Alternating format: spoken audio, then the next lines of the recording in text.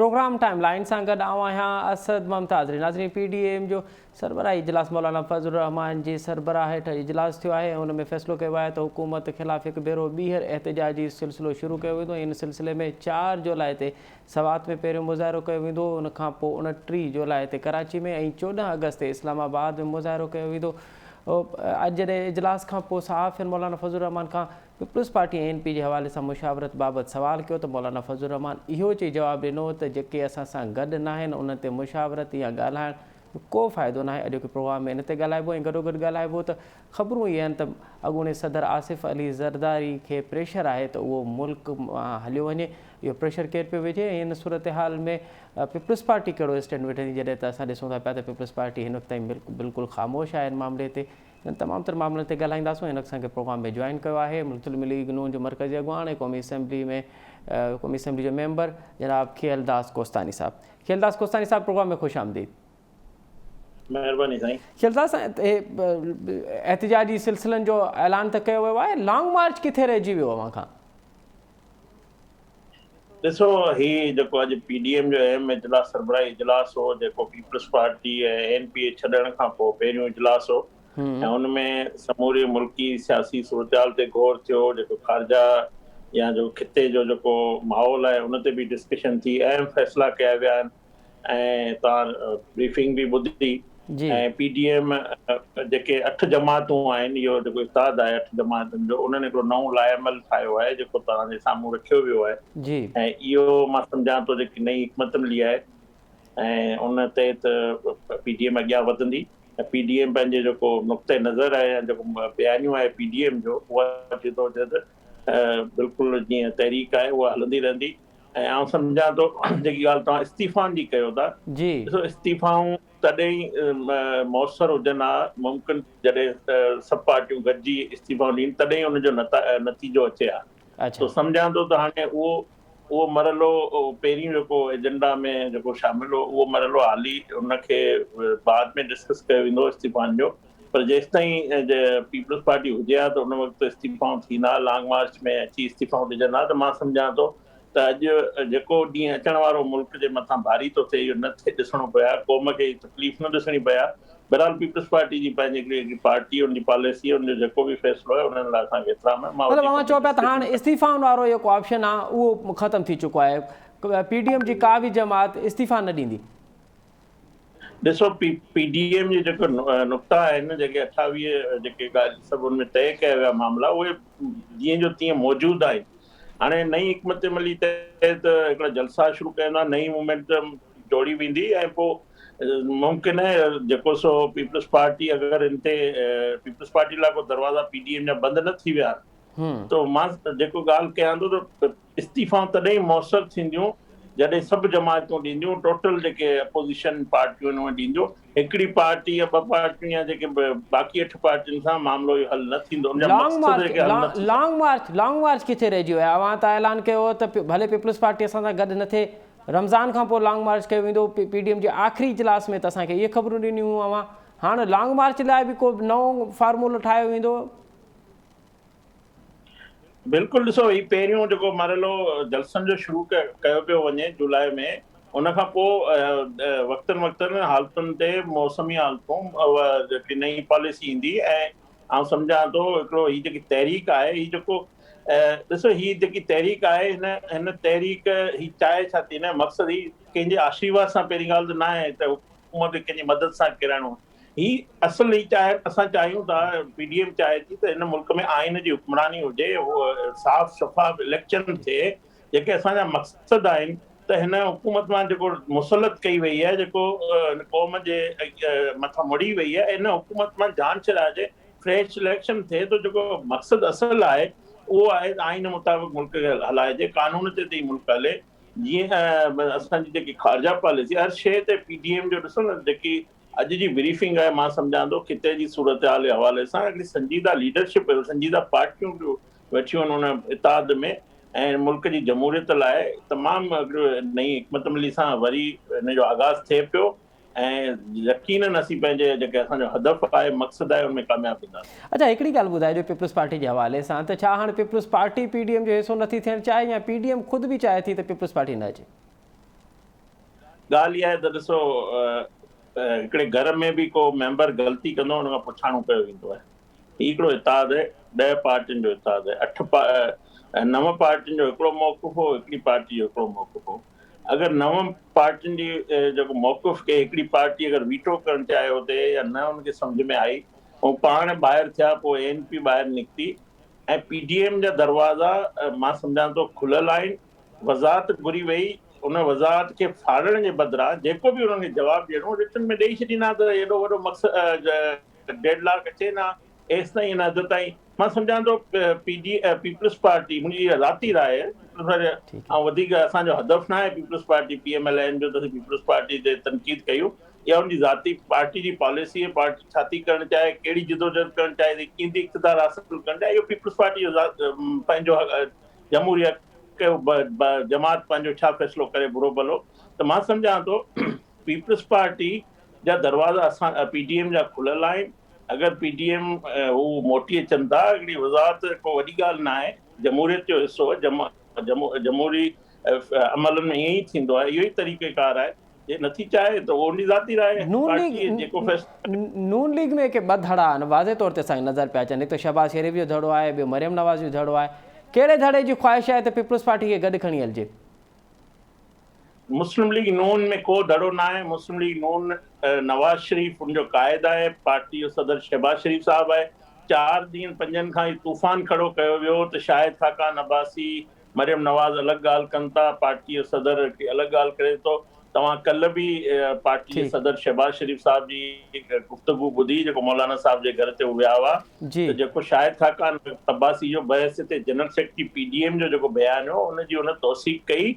ऐं अॼु तव्हां ॾिसो त मरियम नवाज़ साहिबा हुन सां गॾु बीठल हुई, शहबाज साहब गॾु हो, पार्टी जो सदर शहबाज शरीफ़ साहब आहे। जेके बि फ़ैसिला शहबाज शरीफ़ साहब कंदो उहो समूरी हेठि पार्टी खे क़बूल हूंदा।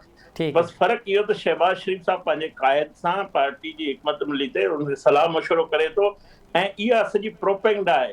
ऐं मूंखे ख़ुशी थिए थी जेके माण्हू चवंदा हुआ त नवाज़ शरीफ़ जी सियासत ख़तम थी वई, हुनखे वज़ीर आज़म हाउस मां कढियो वियो, हुनखे पार्टी जी सरबराही तां हटायो वियो, हुनजी रस्ता रोक कई वई, जेल में रखियो वियो। अॼु बि पाकिस्तान जी सियासत जो मेवर ऐं मर्कज़ नवाज़ शरीफ़ आहे, ऐं पार्टी जी एॾी मक़बूलियत आहे, मीडिया खे सॼो ॾींहुं नवाज़ शरीफ़, मरियम नवाज़, शहबाज शरीफ़, शाहिद खाकान अब्बासी, PMLN डिस्कस थिए थी, समूरा मामला मुल्क किथे जी पहुतो, मुल्क जी मईशत किथे, उहा डिस्कस नथी थिए। वॾो मसइलो खड़ो कयो वियो त हिननि में ग्रुप बंदी। तो मां सम्झां थो तव्हां चओ पिया त का ग्रुप बंदी न आहे। भला हिन ते ई तर्जुमो वठूं था। हिन वक़्तु खेलदास कोस्तानी साहब असांखे ज्वाइन कयो आहे मुल्क जे नाले वारे तर्ज निगार ऐं कॉलमिस्ट जनाब सलमान आबिद साहब।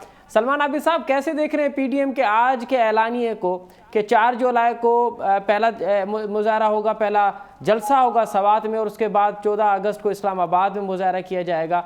लॉन्ग मार्च कहाँ है, इस्तीफ़ा वाले मामला कहाँ हैं, कैसे देख रहे हैं आप आज के ऐलानिए को?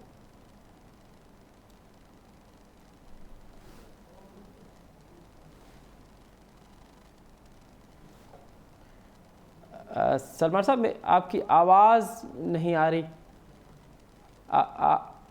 आपकी आवाज़ का कोई मामला हो रहा है, आप कम्युनिकेशन। जी खेलदास कोस्तानी साहब, अवां जी पार्टी लीडरशिप ख़ासि करे मरियम नवाज़ इहो ऐलान कयो त हाणे आर या पार थींदो, डिसंबर खां पोइ हुकूमत हली वेंदी, वरी मार्च में मार्च थियणो हो, उहा बि न वई। अवां नथा सम्झो त हाणे PDM नून लीग ख़ुदि नथी चाहे, PDM बि नथी चाहे त हुकूमत वञे ऐं हुकूमत खे जेको आहे उहो सवलाई सां छॾे ॾिनो वञे। भले हुकूमत कमु करे, छाकाणि त साल हिकिड़ो रहियो आहे, साल खां पोइ इलेक्शन आहे, ताकी नून लीग ऐं ॿियनि पार्टियुनि खे इहो जवाज़ थिए त तहरीक इंसाफ़ जी हुकूमत कंहिं क़िस्म जी का कारकर्दगी न ॾेखारी आहे, उन बुनियाद ते तव्हां हिकु दफ़ो ॿीहर अवाम वटि वञो। ॾिसो, तहरीक का बि हूंदी आहे, हुनखे वक़्तु लॻंदो आहे। तहरीक में जॾहिं माण्हू शुरू कंदो आहे, हुनजे मक़सदनि जे लाइ, हुनजे नतीजनि लाइ जेतिरी भरपूर जिदोजहद कंदो त हीउ असांजो मक़सदु आहे जल्दी हासिल करे सघो। ऐं मां सम्झां थो PDM हिकु एॾो मौसर आवाज़ आहे जेको हिन मुल्क जी बका ऐं हिन मुल्क जे इस्तिकाम, हिन मुल्क जी सलामती, हिन मुल्क जी डेमोक्रेसी लाइ PDM जो तमामु जेको बयानियूं आहे उहो अहम आहे। ऐं जेसिताईं हिन मुल्क में आइन ऐं कानून जी हुक्मरानी न थींदी, सिविल बालादस्ती न ईंदी, पार्लियामेंट खे कमु करणु न ॾिनो वेंदो, इदारा पंहिंजो कमु न कंदा, इंसाफ़ न मिलंदो, तेसि ताईं हीउ मुल्क हाणे अॻियां नथो वधी सघे। तव्हां 3 साल जे तजर्बनि मां ॾिठो, मां सम्झां थो हाणे जेको मरियम नवाज़ साहिबा चई रही हुई, उहो अॼु बि असां उन ई मौक़िफ़ ते, उन ई जिदोजहद लाइ तयारु आहियूं। ऐं उहा जिदोजहद तव्हां अॼु ॾिठो भई असांजो गुफ़्तगू तव्हां ॿुधी, सो मां सम्झां थो तहरीकनि खे वक़्तु लॻंदो। ही 73 सालनि जा मामला आहिनि, हिकिड़े महीने में 3 महीननि में उहे हल न थींदा। उन लाइ जिदोजहद मैदान में हूंदो त मां सम्झां थो नतीजा घणा असांखे कामयाबी मिले पई ऐं अञा बि मिलंदी। जेको मक़सदु आहे, जेको मंज़िल आहे, उहो असांखे ज़रूरु इन इत्तेहाद जे ज़रिए, इन जिदोजहद जे ज़रिए असांखे ज़रूरु मिलंदी। जी, अवां चओ पिया त लॉन्ग टर्म इन जे हवाले सां का जदोजहद हुजे। सलमान आबिद साहब से असांजो राब्तो बहाल थियो है। सलमान आबिद साहब, कैसे देख रहे हैं आज के ऐलानिए को, पीडीएम के?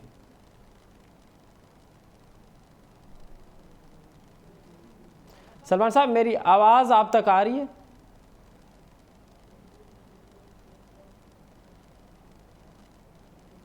अच्छा, असांजो सलमान आबिद साहब सां कम्युनिकेशन गैप थियो आहे। जीअं ई सलमान आबिद साहब सां ॿीहर थींदो त असां पुछंदासूं। हाणे खेलदास गोस्तानी साहब, ॿ मौक़िफ़ आहिनि। हिकिड़ो मौक़िफ़ आहे शाहिद खाकान अब्बासी जो, ॿियो मौक़िफ़ आहे शहबाज़ शरीफ़ जो। शाहिद खाकान अब्बासी जो मौक़िफ़ आहे त छाकाणि त उन्हनि असांजे नोटिस खे, उन्हनि असांखे कंहिं क़िस्म जो को उन्हनि रिटर्न में को ख़ासि तव्हांखे पीपल्स पार्टी ऐं ANP को रद्दमल नाहे ॾेखारियो, इन करे न हुजणु घुरिजे। शहबाज़ शरीफ़ चए थो पियो त कंहिं बि हिकिड़ी जमात खे इहो अख़्तियार न हुजणु घुरिजे त कंहिंखे कढी छॾिजे या कंहिंखे आणिजे। अवां छा था सम्झो मौक़िफ़ कंहिंजो सही आहे? ॾिसो, मुंहिंजी ॻाल्हि ॿुधो, मां पहिरीं बि चई चुको आहियां न, पार्टी जो सदर शहबाज़ शरीफ़ उहो त ठीकु आहे, उहो त ठीकु आहे, पर पीडीएम जे हवाले सां अवांखे छा थो लॻे त कंहिंजो मौक़िफ़ आहे? छा ॿ अलॻि मौक़िफ़ आहे? मां उहा ई ॻाल्हि कयां त शहबाज़ शरीफ़ साहब जेल में हो 29 तारीख़ जॾहिं पीडीएम जो वजूद थियो, तॾहिं असांजी लीडरशिप समूरी, शहबाज़ शरीफ़ साहब, नवाज़ शरीफ़ साहब वीडियो लिंक ते, मरियम नवाज़ साहिबा, शाहिद खाकान अब्बासी साहब, एहसन इकबाल सभु मौजूदु हुआ जॾहिं बुनियादु विधो वियो। उन खां पोइ शहबाज़ शरीफ़ साहब खे गिरफ़्तार कयो वियो। पीडीएम जी जनरल सेक्रेटरी असांजी पार्टी जे हिसे में आई, जंहिंजो शाहिद खाकान अब्बासी जनरल सेक्रेटरी आहे। शाहिद खाकान अब्बासी का ज़ाती राय न ॾिनी हुई। शाहिद खाकान अब्बासी उहा ॻाल्हि कई जेको पीडीएम में 8 जमातूं आहिनि, ही को मुस्लिम लीग नून जो अकेलो मौक़िफ़ न हो, या वज़ाहत वठणु या उन ते ॻाल्हाइणु या उन ते स्टैंड ते बीहणु। ऐं उहा ॻाल्हि ॾिसो, अॼु शहबाज़ शरीफ़ साहब उहा ऑन कई आहे। ऐं असां को बि फ़ैसिलो हिकिड़ी पार्टी मुड़णु कोन्हे चाहियो। अॼु बि 8 जमायतूं मौजूदु हुयूं, इत्तिफ़ाक़ राय सां फ़ैसिला थिया आहिनि। ऐं उन्हनि 8 जमायतुनि जी नुमाइंदगी जेको जनरल सेक्रेटरी तौर ते उन पंहिंजो मौक़िफ़ ॾिनो। ऐं शहबाज़ शरीफ़ साहब जेको डिनर कयो हो, जंहिंमां हीअ कयो पियो वञे त शहबाज़ शरीफ़ साहब पाण ख़ुदि इहो चई चुको त मां उहा पार्लियामेंट जो अंदरि जेको अपोज़िशन लीडर आहियां, ऐं बिल्कुलु उहो अपोज़िशन लीडर सभिनी जमातुनि जो जेके नेशनल असेंबली में आहिनि उन्हनि चूंडियो आहे, उनखे उन्हनि जो इंतिख़ाब कयो आहे। त उन हवाले सां उहा मीटिंग हुई। पार्लियामेंट जा डे टू डे जा इशू आहिनि, उहे अलॻि आहिनि। पीडीएम जी तहरीक जेके उन्हनि सां उनखे न जोड़ियो वञे, कंफ्यूज़ कयो पियो वञे मीडिया जे तरफ़ां त भई ही 2 बयानिया आहिनि। बयानियूं हिकिड़ो ई आहे, पार्टी जी लीडरशिप इन ते कंहिंखे इख़्तिलाफ़ न आहे। शाहिद खाकान अब्बासी, शहबाज़ शरीफ़ साहब जो एज़ ए प्रेसिडेंट उनजी कंहिं बि ॻाल्हि खे डिसऑन नथो करे। न पीडीएम जे जनरल सेक्रेटरी हैसियत में शहबाज़ शरीफ़ साहब पार्टी जमात जे हिकिड़े पंहिंजे मौक़िफ़ खे, हुनजे मौक़िफ़ पीडीएम जे मौक़िफ़ खे अॼु तव्हां ॾिसो, मां सम्झा इहो अबाम ख़तमु थी चुको आहे। ठीकु आहे, ठीकु आहे। अवां चओ पिया त हिकिड़ो ई मौक़िफ़ आहे, शहबाज़ शरीफ़ ऐं शाहिद खाकान हिकिड़े पेज ते। सलमान आबिद साहब, मेरी आवाज़ अब आपको आ रही है? जी मुझे आ रही है आपकी आवाज़ सर। अच्छा, सलमान साहब कैसे देख रहे हैं आज के ऐलानिए को, पीडीएम के ऐलानिए को? देखिए, बात बुनियादी सी है कि पीडीएम जिसने हुकूमत को गिराना था, इमरान खान को घर भेजना था, नए इंतखाबात का रास्ता निकालना था, असेंबलियों से इस्तीफे देने थे, वो तो सब जो है अपनी सियासी मौत मर गए हैं। अच्छा। अब तो ये नारे जो है वो खत्म हो गए हैं। अब जो पीडीएम इस वक्त बची है वो जल्द से जुलूस कर सकती है, हुकूमत पे दबाव डाल सकती है, लेकिन अब मामला जो है वो नए इंतखाबात की तरफ जाएगा, जो कि 2022 के आखिर में या 23 में होंगे। और ये बात अब पीडीएम को भी अच्छी तरह पता चल गई है कि अब हमें नए इंतखाबात का रास्ता इख्तियार करना है। और अगर आपने शहबाज शरीफ साहब का जो कामरान खान को इंटरव्यू है वो देखा हो, तो उस इंटरव्यू में बड़े वाज़ेह तौर पे शहबाज शरीफ ने अपनी बड़े भाई नवाज शरीफ के नैरेटिव से और मरियम नवाज के नैरेटिव से अपने आप को विड्रॉ किया है। और उन्होंने कहा है कि मैं तो रिकंसिलिएशन की बात कर रहा हूं, और एक ऐसी रिकंसिलिएशन जिसमें तमाम फरीक शामिल हो, और हम बाहमी मुशावरत के साथ जो है वो आगे बढ़े। तो वो जो टकराव का नैरेटिव था मरियम नवाज का या नवाज शरीफ पार वाला, शहबाज शरीफ ने हमेशा से अपने आप को विड्रॉ रखा है। और अब लगता यह है कि मुस्लिम लीग नून के जो मामलात हैं वो मरियम के मुकाबले में शहबाज शरीफ ज्यादा प्रोएक्टिव हो गए हैं। और अगर शहबाज शरीफ ने प्रोएक्टिव होना है तो फिर मफामती एजेंडा चलेगा, इस्टेब्लिशमेंट से टकराव का एजेंडा या हुकूमत गिराने की बातें जो है वो अब बहुत पीछे चली गई हैं। तो आप कह रहे हैं कि नून लीग खुद भी नहीं चाहती कि हुकूमत गिरे, क्योंकि उनको इलेक्शन में जाना है और उनको ये जवाब मिले कि 3, 4, 5 साल में जो कुछ हुआ वो आपके सामने। देखिए, अब तो मरियम नवाज ने खुद कह दिया कि हम चाहते हैं कि हुकूमत 5 साल पूरे करे।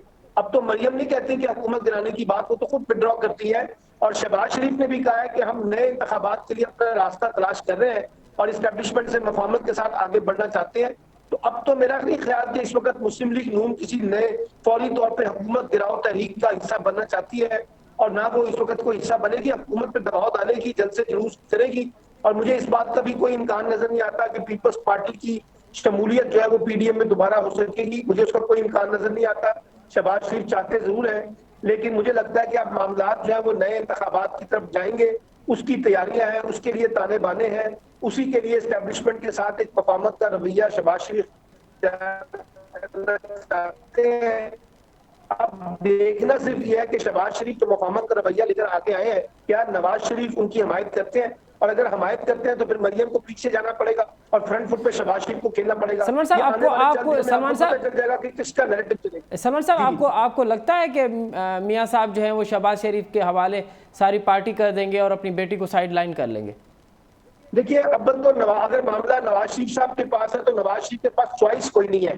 क्योंकि देखिए 2000, और ये मैं आपको एक बात अपने इंफॉर्मेशन की बुनियाद पे बता रहा हूँ कि मुस्लिम लीग नून के मेजॉरिटी जो अरकाने असम्बली है, कौमी असम्बली, सूबाई असम्बली के, वो ज्यादातर शहबाज शरीफ के नैरेटिव के हामी है। अच्छा। और वो कोई टकराव की सियासत नहीं चाहते, क्योंकि उन्होंने इंतखाबात लड़ना है, इंतखाबात लड़के इक्तदार में आना है। अगर मुस्लिम लीग नून ने अपने आप को एक मुतबादल क़यादत के तौर पे पेश करना है अगले इंतखाब के लिए, तो उनको फिर ये टकराव की पॉलिसी को खैराबाद करना पड़ेगा।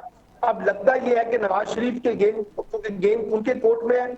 बज़ाहिर मरियम नवाज उसमें सबसे बड़ी रुकावट है। नवाज शरीफ से भी बड़ी रुकावट जो है वो खुद मरियम नवाज है, जो अपने आप को विड्रॉ करने के लिए तैयार नहीं होंगी।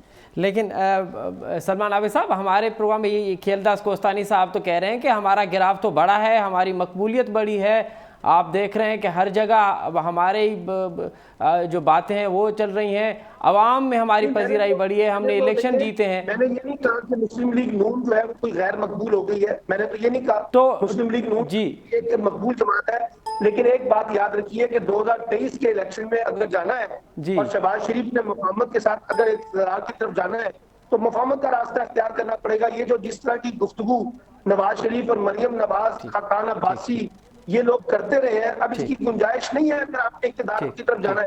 क्योंकि इक़्तिदार तो आपको किसी न किसी मफाहमत की अंडरस्टैंडिंग से मिलेगा ना। पाकिस्तान में कोई इक़्तिदार जो है वो अवाम की ताकत से थोड़ी आता है, वो ताकतवर फोर्सेस के साथ एक बाहमी अंडरस्टैंडिंग डेवलप होती है तो तब होता है ना। और शहबाज शरीफ कह रहे हैं कि मैं ये काम करता हूँ। अभी पिछले दिनों आपको याद है कि मरियम नवाज का उसने मोहम्मद जुबैर ने कहा था कि हमारी पिंडी वालों से सुलह हो गई है, खाकान अब्बासी ने कहा हमारी तो लड़ाई गई नहीं थी। तो ये सब चीजें जाहिर करती हैं कि PMLN को भी अंडरस्टैंडिंग हुई है कि हमें अपने ताकतवर तबकात के साथ अपने मामलात को दुरुस्त करना होगा और टकराव की पॉलिसी से गुरेज करना होगा। बहुत बहुत शुक्रिया सलमान आबिद साहब, आपने हमें वक्त दिया। खिलदास कोस्तानी साहब, ये ॿुधाए जो त हाण नून लीग के यूसुफ रज़ा गिलानी सेनेट में अपोजिशन लीडर काबिल क़बूल है, या अॼु भी नून लीग चाहे थी पई, नून लीग सम्झे थी पई त यूसुफ रज़ा गिलानी जेको थियो आहे वो कम अज़ कम नून लीग के काबिल क़बूल है, लीडर ऑफ अपोजिशन? पहिरीं ॻाल्हि जेकी सलमान साहब कई त मुस्लिम लीग नून जो बयानियूं जेको नैरेटिव हुन इंटरव्यू जी ॻाल्हि कई शहबाज शरीफ साहब जे हवाले सां, पार्टी जो सदर आहे। मुंहिंजी ॻाल्हि ॿुधो, ॾिसो 2017 में इहा ॻाल्हि नवाज शरीफ साहब इमरानी मुआहिदे जी ॻाल्हि करे चुको आहे, शाहिद खाकान अब्बासी ट्रुथ कमीशन जी ॻाल्हि करे चुको आहे, एहसन इक़बाल नेशनल डायलॉग जी ॻाल्हि करे चुको आहे। ऐं उन सॼी जेकी ॻाल्हि जो मतन आहे शहबाज शरीफ साहब जो त साफ़ ऐं शफ़ाफ़ इलेक्शन थिए, पार्लियामेंट पंहिंजो बिल्कुल वो पंहिंजो कमु कनि। ठीक है, यूसुफ रज़ा गिलानी अपोजिशन लीडर सेनेट में काबिल क़बूल आहे, या अॼु बि तव्हां सम्झो था पिया त उनजी जेका चूंड आहे उन जेका सिलेक्शन उहा तव्हां क़बूल न आहे? मां तव्हांखे हिकिड़ो ॻाल्हि खे मुकमल कयां। आउं चवां थो त नवाज़ शरीफ़ साहिब जो बि मक़सदु उहो ई आहे जेको शहबाज शरीफ़। असां त इहो न चयो इन ऑफ चेंज में असांखे इक़्तिदार ॾिनो वञे, को कंहिं साज़िश ते त असांखे इक़्तिदार जी ज़रूरत कोन्हे। असां चाहियूं था त अवाम जे फ़ैसिले सां हुकूमतूं अचनि, अवाम जे वोट जो एतिराम कयो वञे। उहो ई मक़सदु आहे, उहो ई नैरेटिव नवाज़ शरीफ़ साहिब जो आहे, उहो ई शहबाज शरीफ़ साहिब जो आहे। हाणे ॻाल्हि कई तव्हां सेनेट जे अपोज़िशन लीडर जी। जी जी जी जी जी जी जी कोस्तानी साहब, जेके डेट पार्लियामेंट जे अंदरि जेके डे टू डे बिज़नेस ईंदा उन हवाले सां हर रोज़ हिकिड़ी नई हिकमत मिली हूंदी, हर नवां इशू ईंदा, बिल अचनि था उन ते। जीअं तव्हां ॾिसो सीपैक जो जेको बिल आयो, सो इन लाइ असां वेही पार्लियामेंट जो अपोज़िशन लीडर शहबाज शरीफ़ साहिबु उन लाइ हिकमत मिली ठाहींदो। हिकिड़ी पहिरीं बि मीटिंग थी चुकी आहे। असां हिन बजट अचे पई अवाम दुश्मन बजट, उनजे लाइ बि असांखे हिकमत मिली ठाहिणी आहे। ऐं बाक़ी जेको सेनेटर आहे असांजे वोट सां थियो न गीलानी साहब, त गीलानी साहब जी ज़ात सां या हुनजे सेनेट सां असांखे इख़्तिलाफ़ न आहे। जंहिं ॻाल्हि जो इख़्तिलाफ़ हो त भई बाप जी मदद सां एस्टेब्लिशमेंट जेके हुनजी पार्टी आहे उनजी मदद सां अगरि को असां तहरीक हलाईंदासीं, सो असां अॼु बि उन मौक़े ते क़ाइम आहियूं। असांखे हिन प्रोग्राम में ज्वाइन कयो आहे पीपल्स पार्टी जे मरकज़ी अॻुवान ऐं सेनेटर ज्ञानचंद साहब। सेनेटर ज्ञानचंद साहब, प्रोग्राम में ख़ुशि आमदीद। पहिरियां त इहो ॿुधाइजो त पीपल्स पार्टी हाणे PDM जो हिसो थींदी या पीपल्स पार्टी सम्झे थी त हाणे PDM जी ज़रूरत न आहे, छाकाणि त मौलाना फज़लुर रहमान त चयो आहे त उहे असांजो हिसो न आहिनि, उन्हनि ते मुशावरत या ॻाल्हाइण जो को फ़ाइदो न आहे? मौलाना साहब कुझु बि चवे, पीपल्स पार्टी खे PDM जी एॾी ज़रूरत न हुई। अच्छा, पीपल्स पार्टी इहो इनिशिएटिव इन लाइ वरितो त ही नाहिल ऐं नाकाम हुकुमरान जेके आहिनि उन्हनि खे वाइखो कजे, उन्हनि खे घर भेड़ो कीअं कजे। उनजे लाइ बिलावल भुट्टो लाहौर जा पंध कया, बिलावल भुट्टो सभिनी पार्टीज़ खे गॾु कयो ऐं बिलावल भुट्टो PDM जो बुनियादु रखियो ऐं जेको ठहियो चार्टर ऑफ डिमांड ठहियो या एजेंडा जिते जेके शयूं आयूं जी, पर उन ते अमल करण जे लाइ जेके शयूं हुयूं उन्हनि जो जॾहिं मरहलो आयो त हरूभरू हिकिड़ी रिट लॻाई वई त असीं इस्तीफ़ाऊं ॾींदासीं, जेके अञा ताईं इस्तीफ़ाऊं कोन ॾिनियूं आहिनि। त मक़सदु हिननि जो इहो हो त कंहिं नमूने सां जहाज़ ते चढ़ी लंडन यात्रा कजे। अच्छा, जंहिंमें किन सबबनि जे करे कीअं नाकाम थिया आहिनि। जंहिंखे जेल खां लंडन यात्रा जी इजाज़त मिलंदी हुजे, जेल खां जहाज़ ते जेके वेंदड़ हुजनि उन्हनि खे हिते सुकून नथो अचे। अच्छा, PP ते केतिरा बि इल्ज़ाम लॻाइनि। पीपल्स पार्टी हिते जे जेका पाकिस्तान जी जमहूरियत आहे उनजी पीपल्स पार्टी पायोनियर आहे, उनखे इन ते डेवलप करणु हुनखे जे लाइ। ज्ञानचंद साहब, अवां मुख़्तसरन इहो था चओ त हाणे पीपल्स पार्टी खे PDM जी ज़रूरत न आहे? ॾिसो, ज़रूरत त अपोज़िशन जूं पार्टीज़ आहिनि न। जेकॾहिं पीपल्स पार्टी ऐं ॿियूं पार्टियूं जेकॾहिं अपोज़िशन में वेठल आहिनि, हिक ॿिए सां कोऑपरेट न कंदियूं, जो फ़ाइदो गवर्नमेंट खे पवंदो, जेको नून लीग करे रही आहे। असांखे चयो वियो त असीं इस्तीफ़ाऊं ॾियो, पर जॾहिं उन बुनियाद ते पीपल्स पार्टी सां मोह मोड़ियो वियो ऐं पीपल्स पार्टी खे बाक़ाइदा जेको सदर मौलाना फज़ल रहमान और जनरल सेक्रेटरी नून लीग हुई, उन्हनि पीपल्स पार्टी खे PDM खां ॿाहिरि कढियो, वरी तनक़ीद जो निशानो बनायो। इस्तीफ़ाऊं कोन ॾियनि, साॻिए पघार ते कमु वेठा कनि ऐं पीपल्स पार्टी त सम्झे थी अॼु बि अपोज़िशन पार्टीज़ खे गॾिजी वेहणु खपजे। ठीक है, ज्ञानचंद साहब, अवां लंदन यात्रा जी ॻाल्हि कई त हाणे ख़बरूं इहो आहिनि त आसिफ अली ज़रदारी साहब ते बि प्रेशर आहे त उहो मुल्क खां हलियो वञे।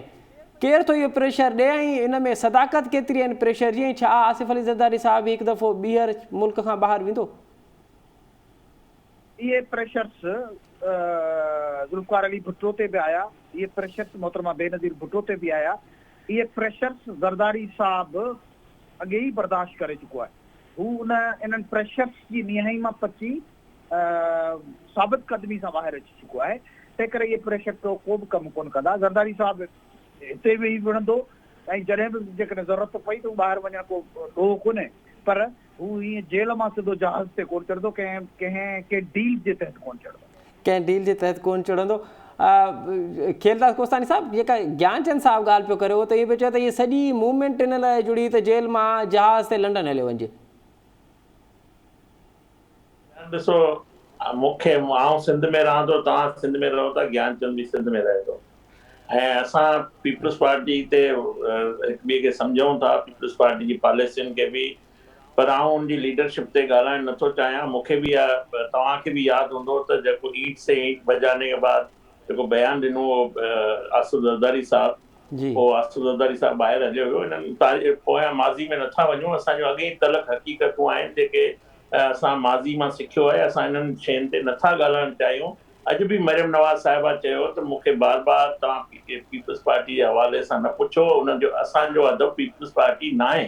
पर जेकॾहिं पीपल्स पार्टी जा दोस्त बहितर सम्झनि था, उन्हनि जी अगरि पार्टी नवाज़ शरीफ़ ते तनक़ीद करे, मरियम नवाज़ साहिबा ते तनक़ीद करे अगरि पंहिंजो बचाव करणु चाहिनि था त भले बचणु चाहिनि, पर सभिनी क़ौम ॾिसे पई, सिंध ॾिसे पई, पाकिस्तान ॾिसे पियो त हिन वक़्तु के दुरुस्त सिमत में केरु बीठो आहे, कहिड़ी पार्टी बीठी आहे, कहिड़ी पार्टी, कहिड़ी लीडरशिप हिन वक़्तु दुरुस्त सिमत में बीठी आहे। वॾी महिरबानी खेलदास कोस्तानी साहब, सेनेटर ज्ञानचंद साहब, सलमान आबिद साहब, अवां टिनि मौज़ू महिमान जी वॾी महिरबानी। नाज़रीन, PDM हिकु दफ़ो ॿीहर हुकूमत ख़िलाफ़ एहतजाजी सिलसिलो शुरू करण जो ऐलान कयो आहे। हाणे ॾिसणो इहो आहे त माज़ी जीअं PDM हिकु दफ़ो ॿीहर हुकूमत खे टफ टाइम ॾियण में कामयाबु वञे थी पई, या पीपल्स पार्टी ऐं ANP जी गैर मौजूदगी में उहो एतिरो असरु न ॾेखारे सघंदी। इहो त वक़्तु ॿुधाईंदो। प्रोग्राम जो वक़्तु पंहिंजी पुॼाणी ते पहुचे थो। असद मुमताज़ खे ॾींदा इजाज़त, सदाईं गॾु।